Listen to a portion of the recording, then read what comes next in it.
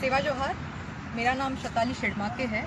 मैं महाराष्ट्र के गोंदिया ज़िले के दरेकसा नाम के एक छोटे से गांव में रहती हूँ और अभी मैं यहाँ दिल्ली में इंदिरा गांधी राष्ट्रीय कला केंद्र में गोंडी भाषा के मानकीकरण की वर्कशॉप में आई हुई हूँ, जिसका अभी 8वीं वर्कशॉप चल रही है।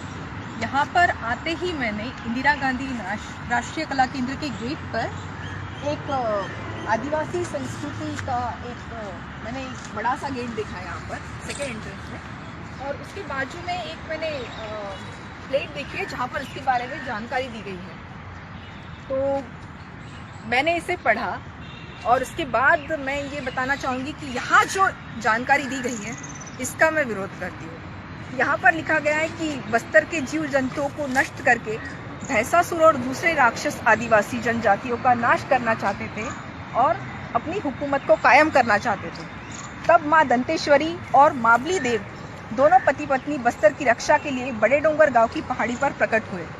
भैंसासुर के साथ माँ दंतेश्वरी का द्वंद्व युद्ध हुआ। माँ दंतेश्वरी ने भैंसासुर का जूड़ा पकड़कर जोर की लात मारी।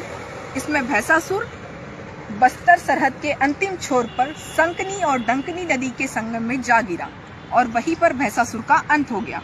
इसके बाद माँ दंतेश्वरी दंतेवाड़ा में जाकर पत्थर बन गई और राजा भैरम देव उनका पुजारी बन गया।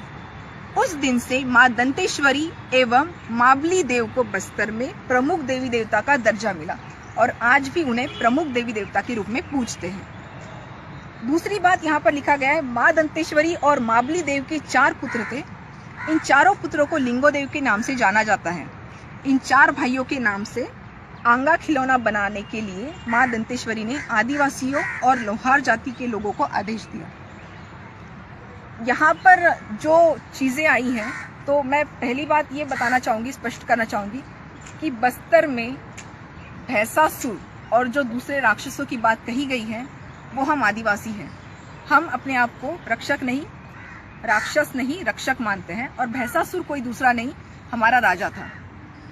दंतेश्वरी एक महान समाज सेविका हुई है जिन्होंने वहाँ के लोगों के लिए, आदिवासी थी, उन्होंने आदिवासियों के लिए बहुत काम किया, इसलिए हम उनको माता का दर्जा देते हैं, याया कहते हैं, दंतेवाड़ी याया। दूसरी बात यहाँ पे लिखा गया है कि माँ दंतेश्वरी और माबली देव के 4 पुत्र थे जिनको लिंगो देव के नाम से जाना जाता था। पहांदी पारी कुपार लिंगो ये हमारे आदिवासियों के एक गुरु हुए थे जिन्हें हम देवता करके पूजते हैं। वो एक इंसान थे, उन्होंने हमारी गोत्र व्यवस्था गढ़ी है जिससे हम आदिवासी आज भी उस गोत्र व्यवस्था को फॉलो करते हैं, आज भी मानते हैं। दूसरी बात यहाँ कही गई है कि आंगा नाम का खिलौना बनाया गया। आंगा एक हमारे लिए देवता है जिसे हम पेन शक्ति कहते हैं। जैसे मैं शिड़माके हूँ, शारदेव हूँ, मेरा ठाना चिंगनार है। कहते हैं कि मैं शिड़माके लोगों का उद्गम स्थल चिंगनार है और जहाँ पर हमारी उत्पत्ति हुई है, मेरे दादा परदादा दादी जो भी मरे हैं उनको हमने देवता के रूप में लकड़ी के आंगा में समाविष्ट किया और हर साल हम अपने पूर्वजों की पूजा करते हैं, जिसको हम पेन करसाड़ कहते हैं, जिसे हम हमारे आंगा को पूजते हैं। तो यहाँ पे हमारे देवता को खिलौना बोलना ये गलत है और मैं इसका भी विरोध करती हूँ। मैं चाहती हूँ कि इस तरह का जो इतिहास की बातें जो गलत तरीके से लिखी गई है, इन चीज़ों को कृपया इस तरह से प्रस्तुत करना बंद किया जाए, क्योंकि वैसे भी हमारे आदिवासियों का साहित्य मौखिक रहा है, लिखित में नहीं ज़्यादा है। तो जिस तरह से ये लिखा जा रहा है या फिर लिखा गया है कि जो गलत धारणाएं हैं वो कृपया दूर होनी चाहिए, इस पर और रिसर्च होना चाहिए और जो सत्य है उसे सामने लाना चाहिए। जिस तरह से खिलौना लिखा जाता है या हम आदिवासियों को राक्षस लिखा जाता है या हमें डोमिनेट किया जाता है, वो एक तरह से गलत है। कृपया इन चीज़ों के बारे में सोचिए, इस पर और अभ्यास कीजिए और जो सत्य है उसे लिखिए या तो फिर ना लिखो। हम आदिवासी खुश हैं, हम ज़्यादा पढ़े लिखे नहीं हैं, लेकिन इसका मतलब ये नहीं कि हम लोग गंवार हैं। हमारे पास हमारा प्रकृति का ज्ञान बहुत है, कृपया उसकी रिस्पेक्ट करें।